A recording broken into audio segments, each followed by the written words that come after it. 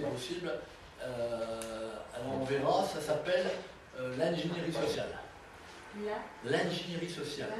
Dans l'ingénierie sociale, ce sont les modes opératoires qui permettent, de manière psychologique, d'amener quelqu'un à faire quelque chose. Alors ça, c'est les modes d'ingénierie sociale. Ça peut être, par exemple, on sait que vous venez de recevoir votre facture d'électricité ou autre. Maintenant, il n'y a plus de faute d'orthographe dans les faux courriers qui vous arrivent.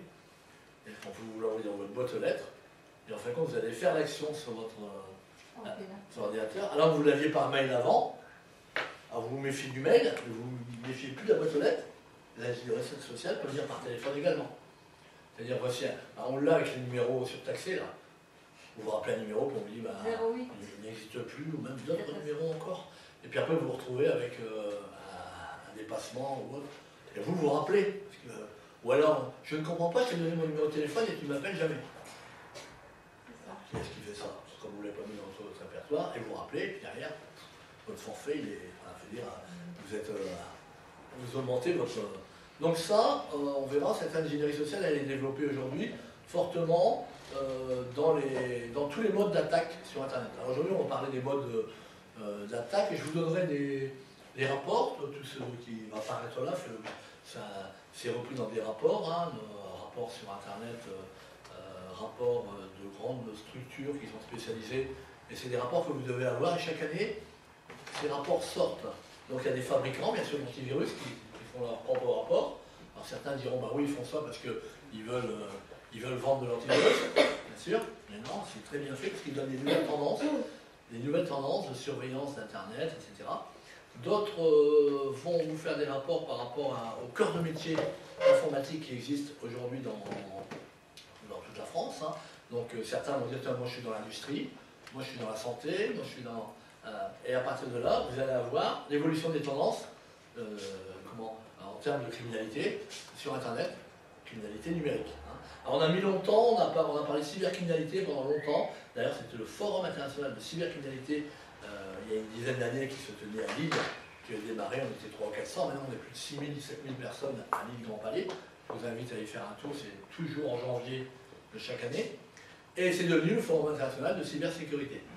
Et comme à un moment donné, on avait même pensé que c'était un peu cybercriminalité, ça faisait un peu peur. Donc les entreprises disaient oui, mais nous tout ça, la business ne nous intéresse pas. Ça ne nous arrive pas, pour dire que quand le problème est arrivé, qu'on va s'y intéresser. Donc ils l'ont mis en cybersécurité. Et là, cette année, par exemple, on parlait de comment gérer sa sécurité en toute confiance, oui, pour être un peu plus sage. On avait rajouté un truc qui permettait de... Alors, chaque année, il y a un thème différent. Et si vous voulez les actes, vous allez le voir sur FIC 2017. Et vous récupérez, vous verrez, il y a plein de textes intéressants qui sont à l'intérieur, notamment sur les nouveaux concepts de nouvelles formes d'attaque. On va parler tout à l'heure de phishing, parce que le phishing, ça reste quand même bien, les chevaux de Troie, etc. Ça reste quand même très bien développé. Et ça reste encore des choses qui se passent régulièrement. Par contre, on verra qu'il y a de nouveaux modes opératoires, et ces nouveaux modes opératoires, ils sont couplés à d'autres modes opératoires, ce qui fait qu'on fait on va mixer des modes opératoires pour avoir des nouvelles formes d'attaque. Donc là, ce statut de réserve citoyenne, c'est pour aider justement ceux qui en font la demande, voir quand j'ai des nouveaux outils, j'en fais part, je dis voilà, tiens, il y a des informations, vous savez qu'il y a l'information blanche, l'information grise et l'information noire. Donc la blanche, celle qu'on peut dire n'importe où, on l'affiche ici, je vais vous mettre ici telle et telle info, ça n'a pas été vérifié, c'est moi qui le dis, c'est de la blanche. La grise, c'est l'information qui a fait l'objet d'une communication qui a été validée. Alors, je ne sais pas, par exemple, les journaux satiriques, Canard enchaîné ou autre, ça c'est déjà vérifié, ça, c'est vérifié. Quelqu'un me disait que c'était vérifié plus d'une dizaine de fois avant de pouvoir être validé. Et la noire, c'est l'information qui est limite secret défense. C'est ça. Une information qui ne peut pas être divulguée en fait. Et reste en interne. Mais qu'on pourrait trouver par erreur. Sur Internet. Voilà. Et en diffusion par rapport à une perte de données, clé USB, vol de données, etc. Alors, ça c'est arrivé. Ça arrive encore. Si vous avez, par exemple, vous partez pour votre société, là dernièrement il y a une affaire, je ne cite pas le nom, mais quelqu'un qui a perdu des données importantes dans une structure, et ces données-là, la personne va vous appeler en disant j'ai trouvé une clé, et je peux vous redonner des informations, moyennant, on appelle kidnapping and ransom, kidnapping et rançon. J'ai trouvé, ou bien j'ai la clé, ou bien on a trouvé l'information. Ça se fait pareil sur les ordinateurs. Je suis sur votre site, j'ai trouvé les données, j'ai des données sur vous, j'ai les fichiers, mais non, monsieur, vous n'avez pas les fichiers, on les a encore. Ah oui, vous les avez encore, mais allez voir ce qu'il y a dedans. Ils peuvent injecter des faux données, puis derrière, eux, ils ont des vraies données. Donc on vous rendra les données moyennant finance. Et donc, il y en a qui payent, ça ne se sait pas, mais qui vous dit qu'eux n'ont pas encore les données? De toute façon, ils les gardent, ils vous les remettent, mais ils les gardent, ils les ont toujours. Donc quelque part, cette forme de kidnapping and ransom, elle peut se faire en kidnapping de données, avec vol de données partielles, et on verra que dans le big data, on va parler du big data et de l'open data. Big data, ce sont les méga données, ce sont les données générées par vos données. On va s'apercevoir que la crainte à venir, dans les quelques années, si vous lisez le rapport CIA, le dernier qui est sorti 2035, il évoque tout ce qui est, par exemple, les risques sur les données, et notamment vol de données et captation de données, voire injection de fausses données dans le big data. Donc vous allez prendre des données, mais vous allez dire, ah, c'est génial, j'ai obtenu un dossier complet avec des chiffres, mais derrière, est-ce que c'est vrai ça? Donc vérifiez les données aujourd'hui.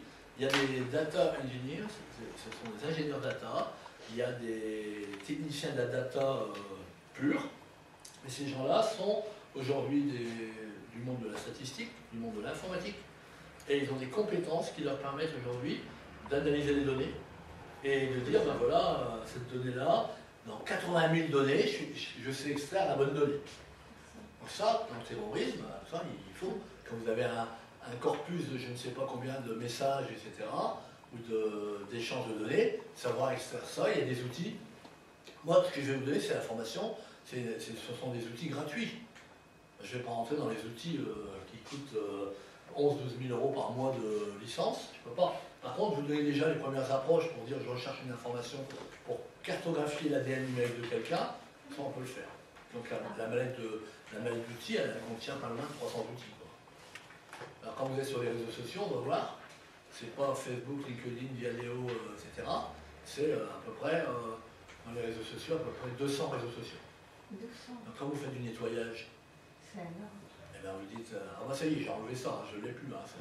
Ça compte, vous n'êtes pas à l'abri de quelqu'un qui a mis une photo sur Flickr et qui a remis la photo lors de la remise de diplôme, celle que vous ne vouliez pas voir, hop, mais qui l'a remis sur Flickr. Et là, comme vous ne connaissez pas Flickr, comme vous ne connaissez pas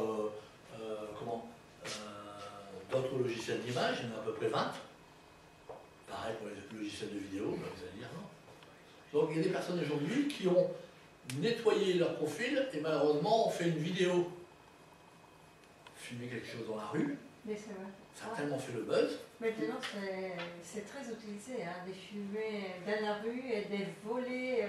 L'autre jour, je signale quelque chose comme ça. Mais c'est grave dans le sens où ça vient ressalir ce que vous avez nettoyé sur Internet. C'est ça. Parce que si le buzz est fait, si vous avez un bon CV qui est toujours bien mis en avant, mais il va être sali par le fait que vous avez mis une vidéo qui fait le buzz d'un autre événement qui n'a rien à voir avec votre activité. Si vous voyez quelqu'un dans la rue, il se passe quelque chose de marrant et vous fumez, si vous aviez un CV bien positionné, vous êtes dans le monde de la criminologie, du marketing ou je ne sais pas quoi, bien vous allez avoir votre profil qui va être noyé, mais non plus en bon terme, en mauvais terme. Voilà. Et ça, c'est... Offusquer l'image de la personne, selon ce que... Pour revenir, ce sera très très long parce qu'il faudra retravailler la cartographie. C'est ça. Et savoir d'où ça vient. Donc la cartographie, ça veut dire comment cette fameuse vidéo que j'ai rajoutée, elle a eu un impact pour revenir en tête. Donc ça, c'est un travail de tous les jours. Moi, si je mets mon blog, par exemple, mon blog, il y a des moments où je vois des drapeaux dans mes statistiques qui apparaissent, et je me dis, oh là là, comment ça se fait que... Alors notamment, par exemple, quand je suis à l'étranger, ou quand je me couche tard, je regarde les connexions, et je me dis, avec le décalage, il y a certains pays qui se connectent à mon blog, Et je me dis, c'est des pays au départ, j'avais le drapeau français, Belgique, Hollande, Angleterre. Puis maintenant, je ne sais plus combien de drapeaux qui apparaissent, je vous les montrerai. Et tous ces drapeaux-là, je me dis, bah, ça m'inquiète un peu parce que qu'est-ce qu'ils sont allés voir? Et grâce au blog, je sais ce qu'ils ont tapé pour aller voir. Par exemple, si si je tape sur tout ce qui est prostitution à Dakar ou autre, ben, comment trouver une prostituée à Dakar? Et ils se retrouvent sur mon blog parce que j'ai parlé de la prostitution à Dakar. Donc vous voyez un peu. Alors après, je pourrais me retrouver dans tout ce qui est prostitution. Tout ça par rapport à mon blog. Voilà. Alors, il y a des étudiants qui m'ont fait un travail, et c'est pour ça que tout ça, c'est un rapport avec le terrorisme et tout, parce que ce que vous faites là, vous le faites pour un concept de n'importe quel domaine. Et des étudiants qui m'avaient dit, monsieur Pat, on travaille sur un sujet qui sera l'ETA. L'ETA, c'est par exemple, voilà, les personnes qui recherchent l'ETA. Et c'est quoi votre sujet? Ben, mon sujet, c'est, je voudrais trouver, y a-t-il un modèle économique derrière l'ETA? Et ils ont fait un sujet comme ça. Ils m'ont pas dit qu'ils avaient fait un blog. Et dedans, ils ont dit ce blog est fait dans le cadre du cours de M. Pan. Et donc, je suis lié à l'ETA en cartographie. D'autres étudiants ont travaillé sur y a-t-il un modèle économique pour le réseau mythique pour les grandes marques de luxe. Encore une fois, ils ont fait un blog. Ils m'ont dit après qu'ils avaient travaillé sur la lingerie fine. Ce qui fait que je suis identifié à toutes ces marques de lingerie fine dans ma cartographie. Que vous ne travaillez pas du tout sur la lingerie. Non. Et donc, dans la cartographie, on verra que c'est caché, que c'est dans le fond d'Internet, parce que ça ne fait pas l'objet d'une... Il n'y a que quand il y a un peu de pub à la télé sur les marques, ou autre, que ça remonte un peu. Mais l'obfuscation, pour la faire, le jour où je dois remonter dans ma première page les résultats qui vont toucher à l'ETA et à la lingerie fine, je dirais, il y a de quoi m'inquiéter, parce que je ne suis plus du tout dans les centres de l'information, là. Vous voyez? Donc ça, sur Internet, aujourd'hui, il y a moyen de vérifier, prendre la température à chaque fois, sur son ADN numérique, et ça change. Il suffirait qu'il y ait quelqu'un qui, à un moment donné, fasse le buzz par rapport à une photo ou un truc comme ça, et vous allez avoir que ça. Et c'est pas vous forcément, parce que c'est quelqu'un d'autre qui va le faire. Alors quand je travaille sur mon blog, je mets des informations sur le blog, et il retweet, et il met sur LinkedIn, et il met sur Viadeo. Ce qui veut dire que, si mes curseurs ils sont positionnés sur les 4, les 3, il y a des gens qui vont me voir, qui vont me dire, on aime bien ta veille sur Twitter, qu'est-ce que tu tweets? Je ne tweete pas. En fin de compte, c'est le blog qui génère des tweets. Donc, depuis 8 ans, je suis sur Twitter. J'utilise Twitter bien depuis 2 ans, 2 ans et demi. Et en fin de compte, j'ai à peu près, je dois avoir 30, 35 000 tweets. Incroyable. Parce que je ne vais jamais sur Twitter faire un tweet. Simplement, je relais l'information. Il traduit mes billets en tweets. Et ça, il y a des gens qui retweetent. Alors quand vous avez quelqu'un qui dit bah, j'ai bien aimé ce que Jean-Paul Pan dit, il retweet, mais lui il retweet à quelqu'un, lui il a déjà 500 personnes, 500 followers, 500 suiveurs, donc il va retweeter à 500, mais dans les 500 il y en a qui ont 5000 suiveurs, il y en a qui ont 3000 suiveurs, donc au bout d'un moment vous allez tomber, vous pouvez tomber dans un réseau, où ça va être par exemple, je sais pas moi, un réseau qui va être un réseau pas très recommandable pour vous, et qui va retweeter, et là vous allez retrouver une identité qui sera liée à un truc qui n'est pas net. Ça arrive. Ça arrive. Donc quand vous ne faites pas la cartographie, vous ne pouvez pas le voir ça. La cartographie c'est comme un IRM, vous voyez tous les points de faiblesse de votre identité, puis vous voyez que tout ce qui est, que vous ne vouliez plus voir, c'est plus vraiment en premier lieu. Hein. Par contre, imaginons quelqu'un qui soit en garde à vue, pour dire tiens, sa machine était confisquée, on va regarder. Ah bah sa machine, ok, on voit qu'il y a plus un profil en relation avec son monde professionnel, etc. Et les noms, par exemple, les aromases de la société dans laquelle il travaille, avec les personnes avec qui il communique, bien sûr, on va dire, on va lui demander s'il connaît un tel. On va lui demander ça à côté, est-ce que tu connais un tel, est-ce que vous connaissez un tel? Non, je ne connais pas. On a, parce qu'on l'a dans la cartographie des relations mail. Et puis on pourra dire, estimant, parce que de telle date à telle date, il a eu autant de correspondance avec cette personne. Et il a arrêté de correspondre à partir de telle date. Donc on peut cibler les dates, les périodes... Dans une ligne du temps, on peut se déplacer là-dessus. Pour ça, demain, vous ferez des exemples comme ça sur vos adresses. Si vous êtes sur Gmail, Yahoo, sur ces espaces-là, vous verrez, de toute façon, moi je vous montrerai aussi ces exemples-là. Comme ça, vous verrez que Bien sûr, vous êtes dans ce sujet de criminologie, terrorisme, cyberterrorisme. Alors quand on tape ça, on se dit, moi j'ai des étudiants qui me disent, je ne sais pas, vous croyez que c'est bon, on fait un sujet sur la radicalisation, je ne sais pas quoi, vous croyez que c'est bon qu'on tape ça parce qu'on ne va pas se faire suivre? Comme on est en état d'urgence, est-ce qu'on ne va pas se faire suivre en train de regarder ça? Donc ils ne peuvent plus rien faire. C'est comme quelqu'un qui fait un exposé en 4e, il travaille sur le Moyen-Orient, puis à tout coup il tombe sur l'Irak, il tombe sur je ne sais pas quoi, puis il tombe sur des choses qu'il ne voulait pas voir. Je vous disais, le premier, le deuxième, le troisième, et quelquefois le 4e, à force d'aller voir les liens, on n'est pas forcément sur des choses qui sont correctes, quoi. Donc on va voir que quand on est sur Internet, aujourd'hui, j'avais fait un article il y a quelques années, ça s'appelait Le web invisible, l'encre du cybercrime. Vous allez voir, c'est une revue, c'est la police qui avait fait ça. Vous tapez ça et vous irez chercher l'article, et je crois qu'il est en ligne. Il est en ligne. Et dedans, je mets quelques outils, quelques exemples, il y a ça 4-5 ans. Et aujourd'hui, on s'aperçoit que on peut profaner les pages qu'il y a dans les fonds de cube d'Internet pour remonter des informations de manière à faire dire, imaginons que quelqu'un se présente aux élections, je ne sais pas quoi, on pourrait dire, tiens, cette personne, il y a 20 ans, elle n'était pas comme ça, mais je vais lui rappeler qui il était. Et là, on remonte l'info. Et là, remonter l'info au bout d'un moment, il y en a que ça va intéresser, et puis ça va remonter très très vite. A l'inverse, on peut dire, lui, il en fait beaucoup, la première page, je vais le mettre en 8e page. Et ça, c'est un autre art, des fois ils le font pas exprès, mais ils arrivent à bien le faire. Ce qui fait que vous pouvez être depuis 10 ans en tête sur une page de Google, première page, et d'un seul coup, ne même plus être dans la 2e, la 3e, la 4e, et être bien plus loin. Alors c'est pour ça que quand on fait de la recherche sur Internet, sur un sujet, il va falloir, je vous montrerai tout à l'heure, un portail qui permet d'utiliser Google dans toutes ses fonctionnalités, en disant, voilà, j'utilise Google, mais je sais l'utiliser. Plutôt que de dire, je tape un mot-clé dedans, puis ça marche comme ça marche. D'accord? Alors, quand on utilise ce portail-là, on imprime les 2 pages, et quand on imprime ces 2 pages-là, on peut trouver tout ce qu'on veut sur Google. Parce qu'on a tous les algorithmes de recherche. Les opérateurs booléens, vous savez, les AND, les OR, les NOT, les SOF, etc. Donc, quelquefois, je donne un sujet, et puis ils vont chercher l'information, mais si on a fini. Ah, je dis, non, je vous demandais si vous trouvez le document. On a trouvé le document. Vous avez vu que le document, c'est un résumé plus une partie. Le document fait 90 pages et vous n'avez que les 20 premières. Ah oui, on n'a pas vu ça. Hein, c'est la suite, il fallait se connecter, payer. Et bien sur Internet, pourquoi pas aller voir s'il n'y a pas sur des sites en multilingue, quelqu'un qui l'aurait mis en anglais sur un site avec un impôt français que la traduction du document. Ou voir qu'il aurait fait toute la traduction complète du document. Et ça, le meilleur, aujourd'hui, ce sera celui qui sera capable de retirer l'information et de dire, tiens, cette information-là, moi j'ai le bon document, j'ai les 90 pages, traduites en français, et puis je sais que je suis allé vérifier que celui qui les a traduits, c'est bien quelqu'un qui est dans le domaine, et c'est pas quelqu'un qui a...